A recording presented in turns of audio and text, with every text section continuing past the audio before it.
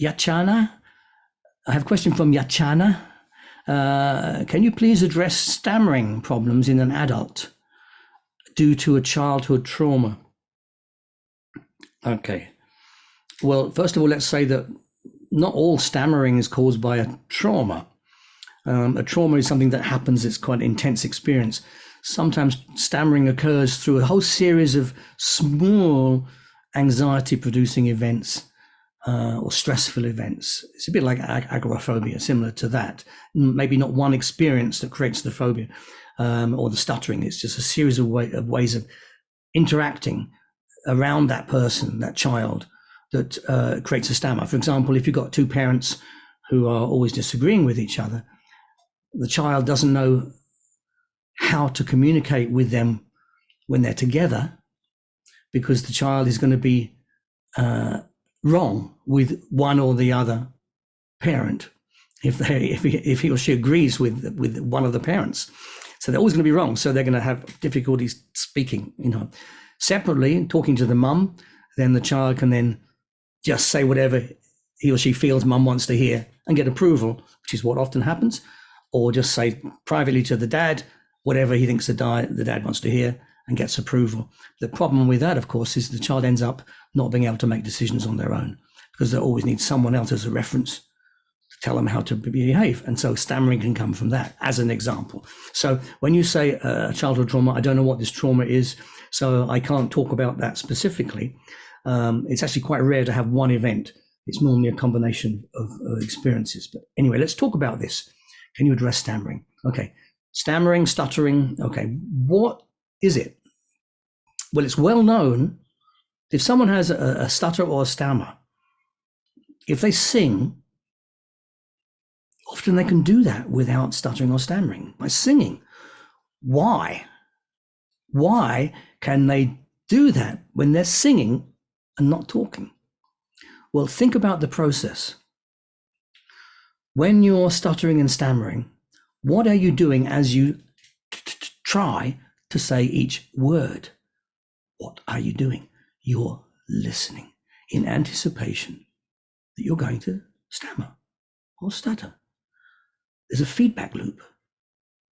You're expecting to stammer or stutter. It becomes a self-fulfilling prophecy in a way.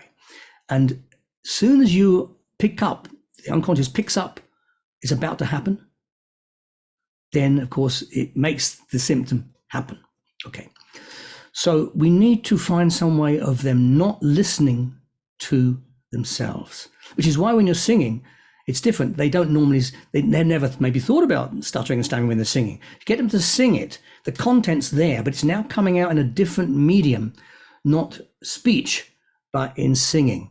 So they're not listening in the same way they normally do because they don't normally sing and try and sing and stammer at the same time. So we need to look at what's happening there with the stammering and stuttering. Okay, how else can we stop them listening? Difficult, isn't it? You could use hypnosis and say, well, every time you talk, you might be able to hear yourself. That's not going to be useful, is it? However, they've done experiments where they put some like music on with headphones and got somebody to read something out loud so they can't hear their voice, and they've been able to do that without stuttering or stammering. So what I do is I bring in another component to their problem strategy. So what is their strategy? Okay, it's very simple. Speak, hear, adjust. Speak, hear, adjust. Speak, hear, adjust. Speak, hear, adjust. Okay, there's that loop. It's an auditory loop, listening to their own voice. Okay, all auditory. Can we introduce another component that prevents that loop from running, that will then teach the person to be able to speak properly, normally? So what I do is I introduce another component, and the one I usually tend to work with is visual. When people stutter and stammer, they don't visualize what they're listening to. If you get them to visualize the words that they want to say, then what happens is, instead of listening, they're having to read the words and their voice just says the words. They're now listening after they've said the words, rather than before they've said the words. So you can put somebody into hypnosis, do this in hypnosis. If they're a good hypnotic subject, you can put them into hypnosis. You can give them the post-hypnotic suggestion that when they come out of hypnosis, they will, something they need to say, okay? And instead of just saying it before they say it, they will hallucinate. They'll project the words, let's say, in front of them, so not too weird and looking up when they're talking to people. Project the words there, and then they can read one word off at a time.